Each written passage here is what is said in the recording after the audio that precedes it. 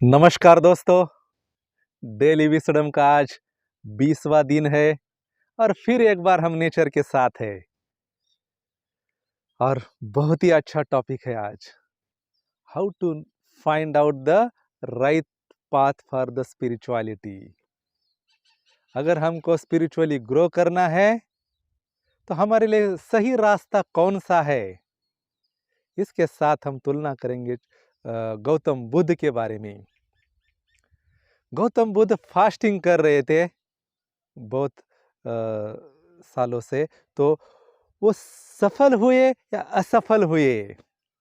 Gautam Buddha fasting में सफल हुए या असफल हुए, इसके ऊपर भी आज हम चर्चा करेंगे। और दोनों से तुलना करने के बाद आपको खुद ही पता चलेगा कि कौन सा रास्ता अपनाना चाहिए स्पिरिचुअलिटी के लिए। गौतम बुद्ध 6 साल से कठिन तपश्चर्या कर रहे थे। बहुत गुरुओं के पास गए थे, अच्छी सी शिक्षा भी ली थी और फास्टिंग भी कर रहे थे। एक घटना है उनके लाइफ की। सुजाता नाम की एक औरत थी, उसने उन्हें एक खीर खिलाई थी, जो राइस और मिल्क का जो ड्रिंक बनाया जाता है इंडिया में, उसको खीर बोलते हैं। तो वो खीर उन्होंने भगवान बुद्ध को दी थी और उन्होंने उसको पिया था और 49 डेज से जो कंटिन्यू फास्टिंग कर रहे थे उसको ब्रेक कर दिया था। वैसे तो वो 6 साल से फास्टिंग की प्रैक्टिस ही कर रहे थे, धीरे धीरे कम कर रहे थे। एक समय तो ऐसा आया था कि एक छोटा सा राइस होता है ना, राइस का जो दाना होता है, वही खा के जी लेते थे। अब इसका एविडेंस तो मुझे इधर उधर से देने की ज़्यादा ज़रूरत नहीं है, क्योंकि बहुत पॉपुलर स्टोरी है, ये हर जगह पे मिलती है। सुजाता ने गौतम बुद्ध को खीर खिलाई थी। ये गूगल करोगे तो आपको पता चल जाएगा तुरंत, बहुत एविडेंस मिलेंगे आपको। इसीलिए मैं नहीं समझता कि कौन सी किताब से क्या मैं बोल रहा हूँ, ये है ना, बहुत पॉपुलर है ये। इसीलिए मैं इसको प्रमाण न देते हुए बस एक लॉजिकल वे में बताऊंगा इसके बारे में। अभी गौतम बुद्ध जब वहाँ पे बैठे थे, फास्टिंग कर रहे थे और उस पेड़ के नीचे बैठे थे, वहाँ पे एक निरंजना नदी भी थी। वो इतने फीबल हुए थे, इतने अशक्त हो गए थे कि खुद चल नहीं पाते थे। जैसे मैंने थंबनेल में अभी एक फोटो दिखाया है आपको, वो एक स्कल्पचर है और कुछ पेंटिंग्स भी उस तरह की हमें मिलती है कुछ सालों की पहले, जो भगवान बुद्ध पूरे अशक्त हो गए, पूरे हड्डी पे है। तो इसको तो हम नकार नहीं सकते, क्योंकि बहुत सारे जगह पे इस स्टोरी के बारे में जिक्र है। तो इसको आधार बनाते हुए हम लॉजिक पे आएंगे थोड़ा सा। वो जो सुजाता नाम की जो औरत थी, वो उस पेड़ के पास हमेशा जाती थी, मन्नतें मांगती थी कि मुझे एक अच्छा सा वर दे दो, हस्बैंड दे दो, जो मेरी देखभाल करे, प्यार करे।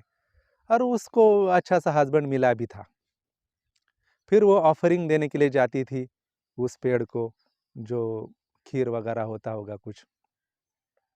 फिर उसने मन्नत मांगी थी कि मुझे एक अच्छा सा बेटा हो। उसकी मन्नत भी वो पूरी हो गई थी, ठीक है।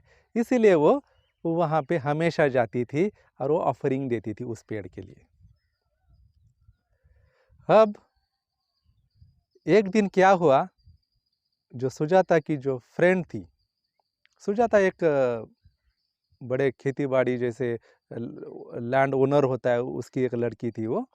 और उसकी एक फ्रेंड थी, दासी भी कहेंगे उसको। और वो वहाँ पे जाती है और देखती है कोई तो आदमी वहाँ पे बैठा है एक। उसको लगा वो तो कोई तो स्पिरिट है, गॉड होगा, वही बैठा होगा, क्योंकि वो तो मन्नतें मांग रही है हमेशा उस ट्री के पास में जाके। उसने ये बात सुजाता को बता दी, पुन्ना ने। उसको लगा कि वो जो स्पिरिट है पेड़ का वही वहाँ पे प्रकट हुआ होगा, इसीलिए वो पूर्णिमा के दिन वो वहाँ पे जाती है उसको मिलने के लिए, और वो जो खीर होती है उसको दे देती है। पहले तो बुद्ध मना करते, लेकिन बाद में उसे प्राशन कर लेते, पी लेते। ये स्टोरी है, ठीक है। कहा जाता है कि बुद्ध ने इतने दिन का फास्टिंग था उनका, उनको तोड़ दिया। वो देख के उनके जो 5 शिष्यगण थे वो भी उनको छोड़ के भाग गए। ऐसे भी एक स्टोरी है, ठीक है, कहानी है। तो मेरा कहने का मतलब ये नहीं है कि वो भाग गए या उन्होंने प्राशन किया था उसको, खीर को। उन्होंने फास्टिंग को तोड़ा भी, ये भी मेरा कहने का मतलब नहीं था। कहने का मतलब ये है कि बुद्ध फास्टिंग करते करते पूरे हड्डी पे आ गए थे, खुद चल नहीं सकते थे, निरंजना नदी में गिर भी जाते थे, मतलब खुद को संवर नहीं पाते थे, इतना अशक्त हो गए थे, वो फीबल हो गए थे। और उन्हीं के ही कॉन्टेम्पररी महावीर थे। महावीर भी 12 सालों से फास्टिंग कर रहे थे, 12 सालों से फास्टिंग कर रहे थे। अब मैंने ये तो ओशो से ही सुना है, और जैनिज्म में भी होगा, लिखा होगा कहीं पे। 12 साल से फास्टिंग किया था उन्होंने। उन 12 सालों में सिर्फ 365 बार खाना खाया था।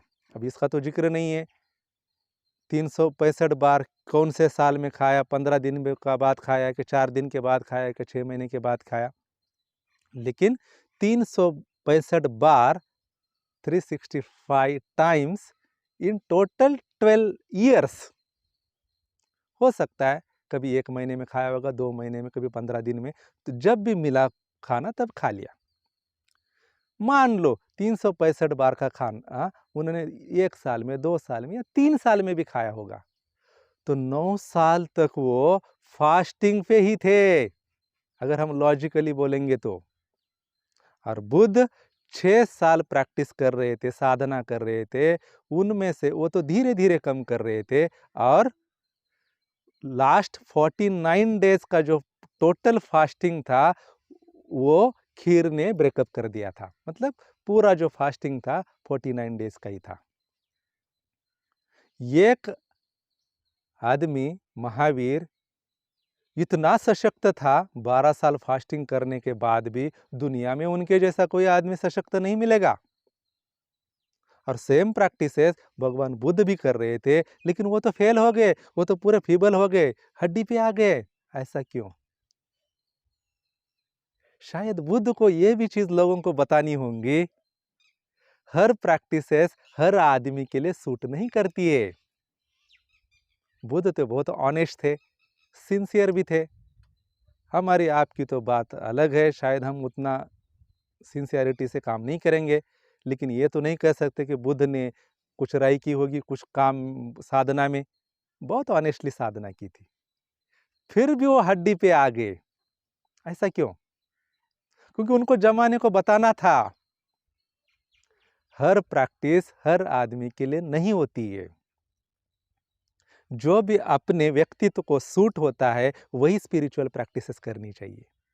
अब भगवान बुद्ध जैसा आदमी हड्डी पे आ गए थे गलत प्रैक्टिसेस करने के बाद में, हमारे आपकी क्या बात है, हम किस खेत की मूली है? मतलब जो प्रैक्टिस हमारे व्यक्तित्व को सूट करती है वही हमने करनी चाहिए। कोई हमारा रिश्तेदार कर रहा है, फ्रेंड कर रहा है, पिताजी कर रहे हैं, माताजी कर रहे हैं, कोई और फ्रेंड कर रहा है, उसको देख के हमें नहीं करना है। कोई समाज सुधारक बोल रहा है, उसको देख के भी नहीं करना है। हमारे पर्सनालिटी के लिए, हमारे व्यक्तित्व के लिए क्या सूट होता है वही करना चाहिए। ऐसा नहीं होता तो भगवान बुद्ध हड्डी पे क्यों आ जाते? अगर कोई आम आदमी भी ठीक से अगर प्रैक्टिस करता है तो बिना खाने के रहता है, वो खेचरी मुद्रा होती है, सन गेजिंग होता है। अगर आदमी ठीक से करेगा, अच्छी से प्रैक्टिस करेगा, तो वो हंगर को कॉन्कर कर सकता है। सन गेजिंग तो मैंने खुद ही प्रैक्टिस की है। आधे आधे दिन तक तो मुझे भूख ही नहीं लगती थी। 12-1 बजे मैं खाना खा लेता था, तब तक पानी तक नहीं पीता था। मुझे खुद का एक्सपीरियंस है। मतलब टेक्निक्स करने से, प्रैक्टिस करने से, टेक्निक की प्रैक्टिस करने से आदमी हंगर को अचीव कर सकता है। बुद्ध तो बहुत ही महान शक्तिशाली थे, क्या उनके लिए वो पॉसिबल नहीं था क्या? पॉसिबल था, लेकिन उनको जमाने को दिखाना था कि हर प्रैक्टिस हर आदमी के लिए लागू नहीं होती है। अपने व्यक्तित्व को क्या सूट होता है, आदमी ने वही करना चाहिए, यही तो उनको दिखाना होगा। नहीं तो बुद्ध के जैसे सामर्थ्यशाली आदमी ऐसे कैसे हो सकता है कि वो बिना खाने के ना रहे? ये तो मेरे लॉजिक को चीज पड़ती नहीं है, क्योंकि जब वो पैदा हुए थे तब से ही साइन देते आए थे, पैदा होने से पहले ही, कि मैं जन्म लेने वाला हूँ। सफेद हाथी उनके माँ के सपने में आया था, सुना है, पढ़ा भी है। वो जब पैदा ही हुए थे तो 7 कदम चले थे। आम आदमी चल सकता है क्या? नहीं। एक आसिमा करके एक ऋषि था हिमालय का, वो उनको मिलने आया था। मतलब जितने भी घटनाएं देखेंगे बुद्ध के जीवन की, एक अवतारा से कम नहीं है वो। एक अवतार मतलब हायर सोल होता है, वही इन चीज़ों को कर सकता है, अपने मर्जी से जन्म ले सकता है। तो बुद्ध कैसे फेल हो जाएंगे उसमें? हड्डी पे कैसे आ सकते हैं? बस उनको दिखाना था, लोगों को समझाना था अपने एक्सपीरियंस से कि आदमी ने वही स्पिरिचुअल प्रैक्टिसेस करनी चाहिए जो उनको सूटेबल है, जो उनके पर्सनालिटी को सूट होती है। ऐसी ही प्रैक्टिसेस आदमी ने करनी चाहिए, ना कि कोई और बोल रहा है इसीलिए प्रैक्टिसेस करनी है।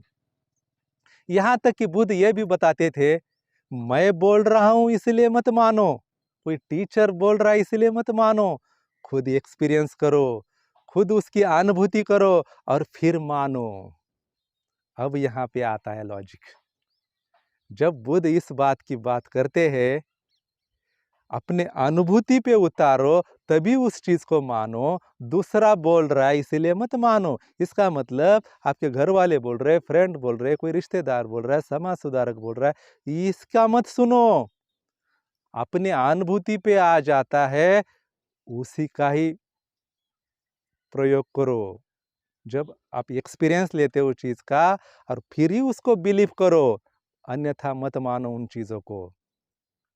इसीलिए बुद्ध को ये चीज लोगों को बतानी थी, इसीलिए वो हड्डी पे आए होंगे, नहीं तो पॉसिबल नहीं है वो चीज। और दूसरे एंगल से देखेंगे, एक प्रैक्टिस से महावीर सक्सेसफुल हो गए थे और सेम प्रैक्टिस से बुद्ध हड्डी पे भी आ गए थे। ये भी बताती है कि आदमी ने वही प्रैक्टिसेस करना चाहिए जो आदमी को सूट है। स्पिरिचुअल प्रैक्टिसेस में आदमी को वही रास्ता चुनना चाहिए जो खुद के लिए उसके सूट होता है। Thank you.